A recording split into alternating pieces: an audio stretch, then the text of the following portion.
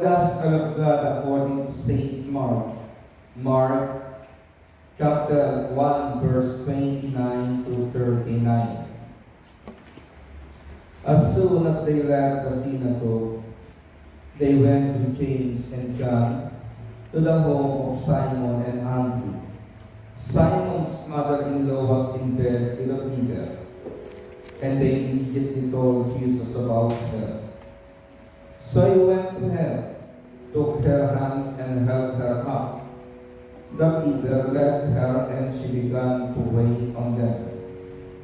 That evening after sunset, the people brought to Jesus all the sick and demon-possessed. The whole town gathered at the door, and Jesus healed many who had various diseases. He also brought out many demons, but he would not let the demons speak because they knew who he was. Very early in the morning, while it was still dark, Jesus got up, left the house, and went off to a solitary place where he prayed. Simon and his companions went to look for him, and when they found him, they exclaimed, "Everyone is looking for you."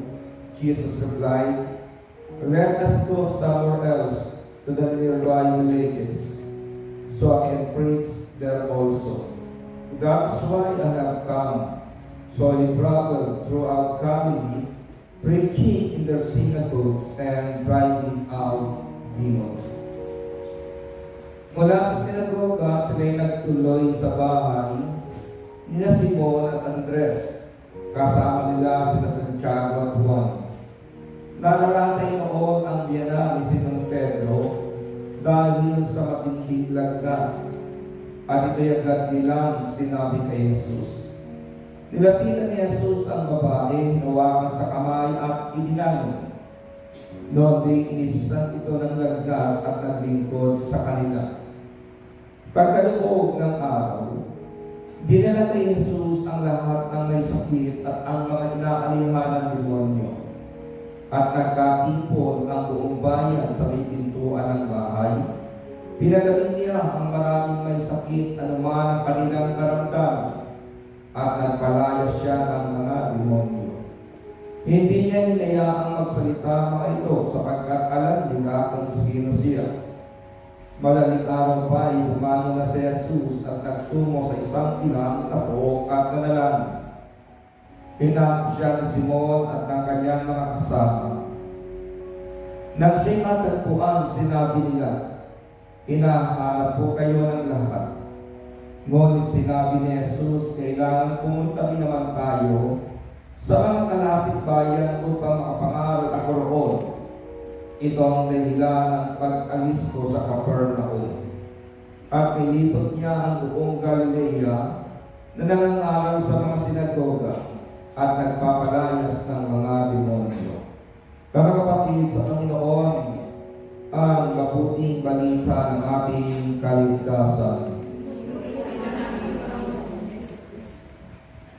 Purihin ang Panginoon, glory to God, glory to Jesus. Pwede na po kayong magsupo, mga kapatid, sa presensya ng Diyos na buhay, at muli sa oras na ito, pasasalamatan po natin ang Panginoon sa kanyang kabutihan, katapatan, at ang kanyang salita'y patuloy niyang ipinapahintulot na dumating sa ating mga puso upang magkaroon ito ng kaganapan, magkaroon ito ng katuparan, at lahat ng bagay na minimiti ng ating buhay, anuman ang sitwasyon na ating pinagdaraanan, tayo po'y makarating sa maginhawa at matagumpay na buhay. Ang mabuting balita na ating pinagsaluhan ay hango sa Ebanghelyo ayon sa sulat ni San Marcos. At kung titignan po natin ang events ng ating binasa, ito po'y pasimula pa lamang halos ng public ministry ng Panginoon. Kaya na mga kapatid na narito sa lugar ng Saitong, inaanyayahan ko kayong sumama tayo sa Panginoon sa paglalakbay po sa gospel. mula sa lugar ng Capernaum, mula po sa lugar ng sinagoga na kung saan nangaral ang Panginoon araw ng pamamahinga. Pagkatapos pupunta sa bahay ni Pedro upang pagalingin ang biyanan ni Pedro, at pagdating po ng gabi ay magpalaya ng mga demonyo at pagalingin ang lahat ng uri ng may sakit na lumapit sa kanya. At sa kinabukasan, mga kapatid, madaling araw, samahan natin ang Panginoon sa kanyang panalangin, at pagkatapos po ay ang kanyang muling pangangaral ng salita ng Diyos sa mga kapalapit na lugar ng panahong iyon. Kung papansinin po ninyo yung aking binasa, binanggit sa inyo, 24 oras ito ng buhay ng Panginoon sa gospel na ating tinunghayan. Kaya ang topic na nais kong ihatid sa inyong puso, ito po ang simpleng title, A Day in the Life of the Lord. Araw sa buhay na kasama ang Panginoon. Araw sa buhay na si Jesus ang gabay natin sa 24 ng oras ng bawat araw ng ating buhay. Simulan po natin na isama ang Panginoon mula umaga hanggang sa ating pagtulog kinabukasan, at muling pagbangon, isama uli ang Panginoon, dahil makikita po natin ang inihanda ng Diyos sa ating buhay. Sa aming nananampalataya, tila madali na pong intindihin ang ating binasa sapagkat ito'y ating karanasan.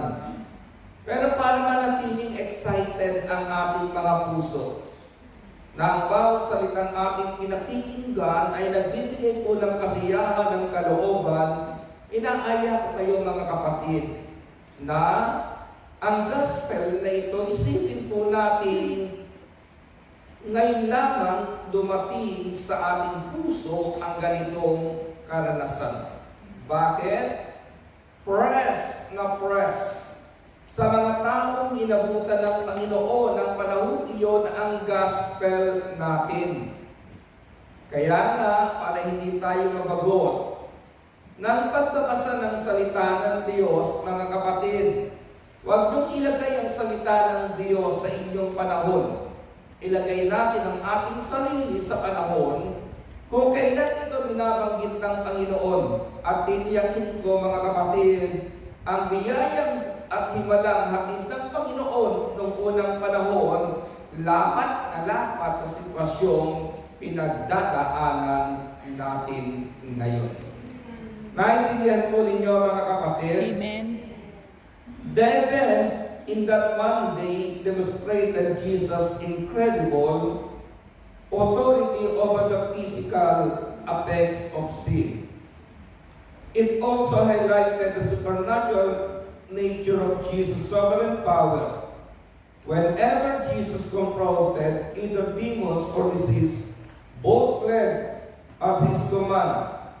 The kind of power, mind, and authority provides undeniable proof of Jesus' deity. Jesus was definitely God in the flesh.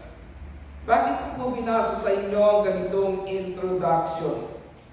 Ang sumulat ay si Marcos. Ang magsusulat po ni Marcos ng Gospel, si Jesus po ay isang suffering servant. Kaya kung babasahin po ninyo ang Gospel according to St. Mark, may lang ang pagkakasulat dito, mga kapatid, 16 chapters. Bakit? Ang isinulat po ni Marcos ay ang ginawa ng Panginoon. Ang ginawa ng Panginoon, at ang tema ng kanyang pagkakasulat, si Jesus po ay isang Messiah, but a suffering servant. Isang lingkod na nag-aalay ng kanyang buhay, ng kanyang sarili. Kaya nga, mga kapatid, kung maglilingkod tayo sa Diyos, kailangan ialay natin yung ating sarili. Dumaan man tayo sa suffering ng buhay na ito, makatitiyak naman tayo na makararating tayo sa luwalhating kinalalagyan ng Panginoon sa oras na ito. Ngayon po, baybayin natin ang gospel. Nakikinig ba kayo? Amen. Sabi dito sa verse 29, mula sa sinagoga. Balikan po natin yung unahan nito, mga kapatid. Sabi ng Biblia, pagkakasulat ni San Marcos, si Jesus po araw ng pamamahinga sa lugar ng Capernaum ay pumasok sa sinagoga at nagturo ang Panginoon. At matapos magturo ang Panginoon, mayroon pong ipinasok na lalaking inaalihan ng masamang espiritu. At ang lalaking ito pinalaya ng Panginoon. Matapos gumawa ng himala ang Panginoon sa sinagoga, sabi dito, sila'y nagtuloy sa bahay ni Simon at Andres. At inabutan nila sa bahay ni Simon at Andres ang biyanan ni Pedro na inaapoy ng lagnat. Yung salitang Peter, mga kapatid, dito, sabi nga ni Father Jay kanina, ay hindi lamang simpleng lagnat. Inaapoy ng lagnat at walang lakas ang biyanan ni Pedro, subalit ng pagalingin ng Panginoon ng oras na yun. Ibinalik ng Panginoon ang lagnat at naglingkod sa kanila. Anong gustong ipakita sa atin, mga kapatid, ng salita ng Diyos? Kung tayo pagagalingin ng Panginoon, ibabalik ng Diyos ang lakas na ating kailangan, makababawi tayo. Kapag naranasan po natin sa ating buhay ang Panginoon, ano man ang inyong sitwasyon, hindi lamang kayo iaahon ng Panginoon, makababawi kayo. Kaya importanteng araw-araw kasama mo ang Panginoon. Dahil kapag kasama mo si Jesus, iyak ko, panalo ang buhay na mayroon. Pagdating ng Mark chapter 1 verse 32, paglubog ng araw. Kaya nga, sabi ko sa inyo, baybayin natin 24 oras. Paglubog ng araw. Ano ang nangyari? Dinala kay Jesus ang lahat ng may sakit at ang mga inaalihan ng demonyo. Madali namang intindihin. At nagkatipo ng buong bayan sa may pintuan ng bahay, pinadalin niya ang maraming may sakit. At hindi namin alam kung anong oras natapos ang healing rally ng Panginoon ng gabing iyon. Mark chapter 1 verse 35, madaling araw pa'y bumangon na ang Panginoon. Kahit galing sa pagod at pagal na katawan, bumangon ang Panginoon upang manalangin. At habang siya'y nananalangin, nalaman ng mga tao kanyang iniwan na wala siya roon, hinanap ngayon ang Panginoon. Nang siya'y matagpuan, sinabi nila, hinahanap ko kayo ng lahat. Ano ang sabi ng Panginoon? Kailangan din naman tayo na pumunta sa mga kalapit bayan upang makapangaral ako roon. Ito ang dahilan